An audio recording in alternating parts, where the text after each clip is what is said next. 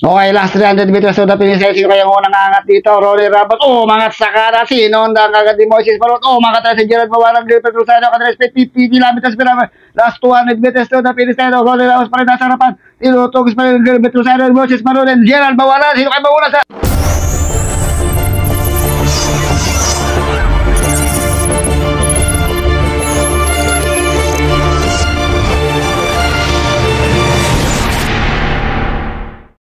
Ayan, shout out.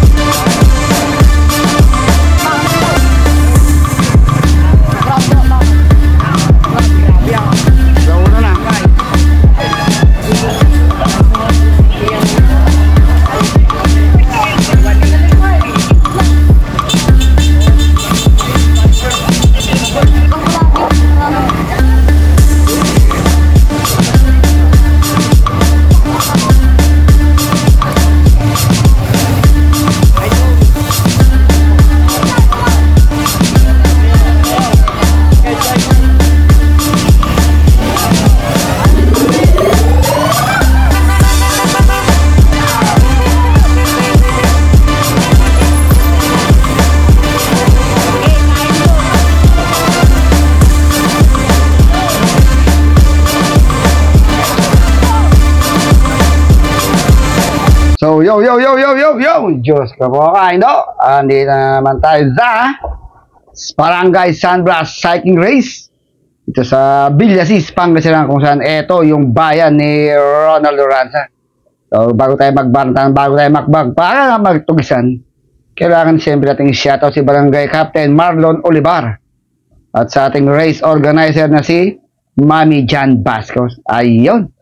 So ito medyo hiwa-hiwalay na agad itong ating mga riders dahil may kasikipan doon sa may bandang looban, kaya dito tayo lang sa harap, sa may labas magbablog na yan. Nakikita nyo matindi ang bakbakan, medyo marami ng kumakalas, naghihiwa-hiwalay na kagad, napuputol na ating mga peloton. So sino kaya ang unang makaka-breakaway dito? Sino ang tatagal na makikipagbakbakan pagdating dyan sa looban, dahil dun sa looban talagang may kakiputan. Masikip ang ating daan. Ayan, pumasok na sila dun sa looban. So makikita natin itong mga riders. Medyo malayo ng agwat ng iba dun sa ating mga nauuna sa may bandang harapan. Ayan, no? Medyo marami nang nauubusan ng gasolina.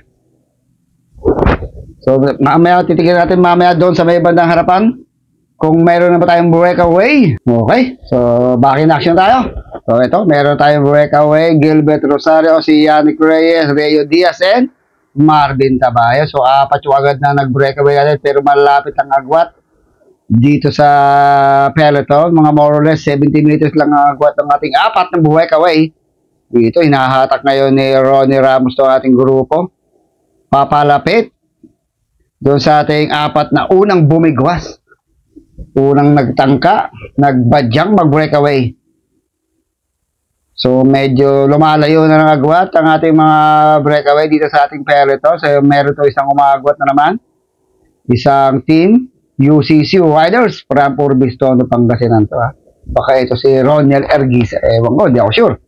So, mag-isa niyang binubuno na tinatangka niyang makadikit doon sa ating apat na breakaway. So, more or less, 100 meters na ang lamang ng ating apat na breakaway dito kay Roniel, dito kay Team UCC. So, hindi tayo makapasok sa lawaban dahil talagang makipot doon. Mahirapan tayong mag-vlog doon, ha. So, ito. Meron tayong apat na breakaway. Si Gilbert Rosario, ito naka-Team 7 Cycles. Umangat sa kanan, nagbabanta na kagad, tinutugis kagad ni Marvin Tabayan. So, sumunod na rin itong si Yannick, tsaka itong si Rayo Diaz ng Team Aurum. Medyo nagpakawala ng bahagya din, nagparamdam. Ito naman sa bandang kaliwa. Mukhang magbabadya na rin itong si Rayo Diaz. Yan na, medyo nakagwat na, pero inangatan kagad ni Marvin Tabayan.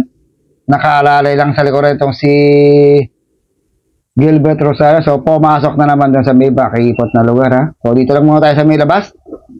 Tignan natin kung may magtatanggang humabol doon sa ating apat na breakaway.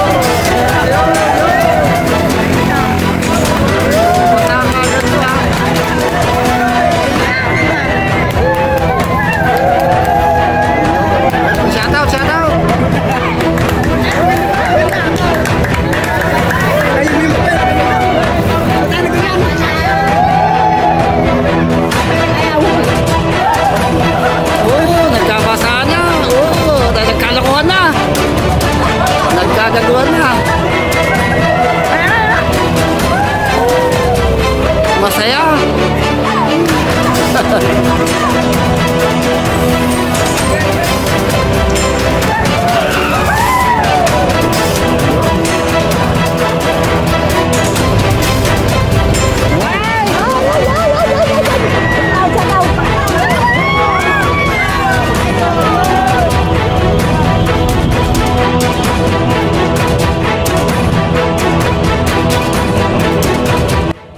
Okay, back in action tayo mga idols. So tingnan natin, meron na tayong bago na itong ating apat na breakaway, ha. Itong ating apat na breakaway, itong si Gilbert Rosario, Ronnie Ramos, Moises Maroon, and Gerald Bawanan. So sino kaya sa kanila ang makakadali? O sila na kaya ang magtatagpos ng ating karera? O kaya iaabutan pa sila ng ating mga peloton? So medyo nakakalamang sila ng mga 200 meters na doon sa ating peloton. Meron tayo titirang isang lap na lang, ha. Isang lap na lang. Oo, binuhusan ng tubig. Mukhang giniginaw na. Mukhang nag-iinit na ang karburador. So ito ang ating apat na breakaway. So last one lap tayo. Sila na kaya ang magbabanatan? O baka naman abutan pa sila ng ating grupo sa likod. Yan, nasa bibadala ko lang itong si Ronnie Ramos. Pumalit sa likod tong si Moises Maroon. Ang kanilang speed 45. Medyo mabilis ang banatan dito. Kailangan kanilang makalayo dahil last one lap na lang, ha. Dahil pag inabutan pa sila ng grupo sa likod, ay doon magkakatalo sa masikip pero masarap na ruta. Medyo bumakbak na. Talagang kumakarga na itong ating breakaway. Talagang ayaw nilang maabutan ng mga nag-aabol sa likuran. Ayan, oh. Nasa harapan, humahatak Gerald Bawanan. Nasa likod niya itong si Ronnie Ramos, Moises Maron, itong si Gilbert Rosario. Mukhang pinakabata rito itong si Gilbert Rosario dahil itong tatlo na ito marami ng karanasan pagdating sa mga ganitong karera, lalo itong sila Gerald Bawanan dahil ito nanalo na ng maraming beses. Nag-champion pa nga ito yata sa Hari ng Ahon. Moises Maron, nung naiblog ka rito, kayang-kaya niya mag-solo breakaway. Hanggang dulo, titiisin yan. Ito, Ronnie Ramos, veterano ito sa mga 20-20 race. Pagdating sa mga 20-20 race ay hindi pa aawat ito. Ronnie Ramos, marami na ring karangalan ang kayang natamo pagdating sa karera ng bisikleta.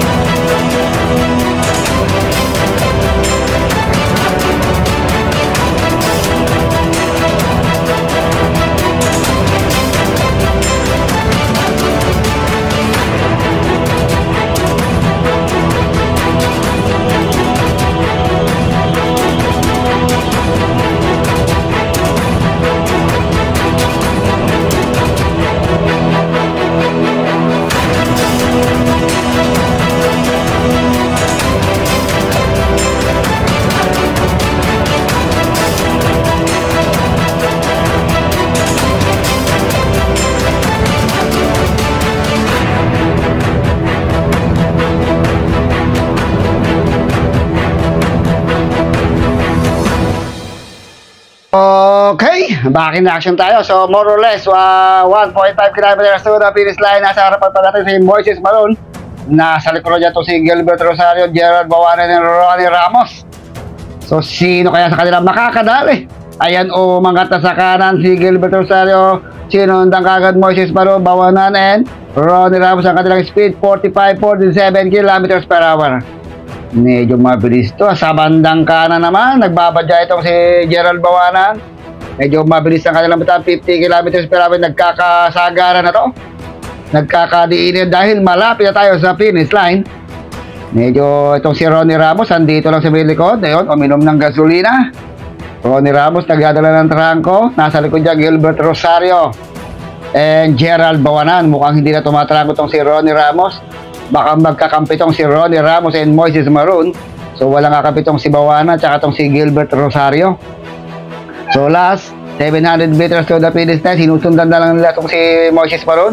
Wala nang gustong tumako. Makatama sa kanan itong si Gerald Bawanan. Medyo biniti niya ng bahagya. Ronnie Ramos nasa likod pa rin. Talagang ayaw po maharap. Nagbabadya ito. Nag-iipon na ito ng lakas para sa isang mainit at nagbubugso.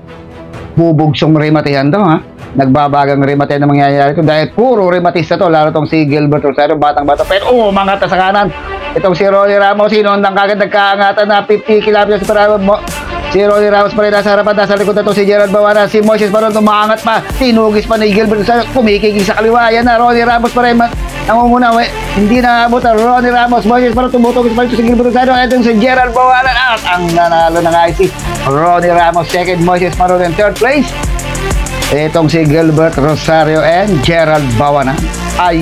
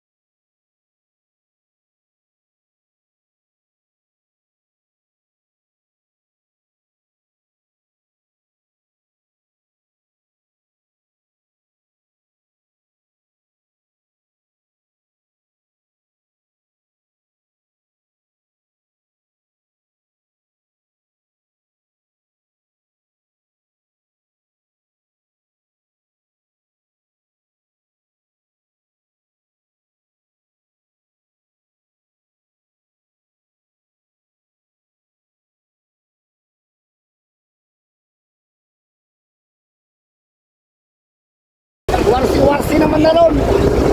Warsin. Oh yan o, nakapuli na.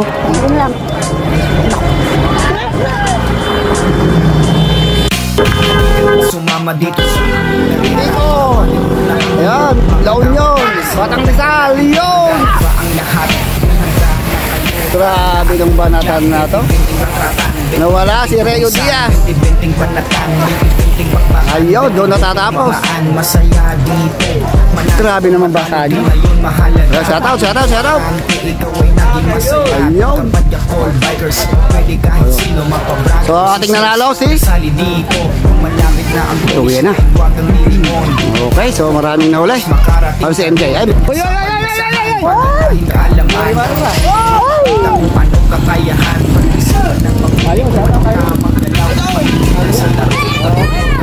Tatapos ang ating palaro dito sa San Blas. Okay, so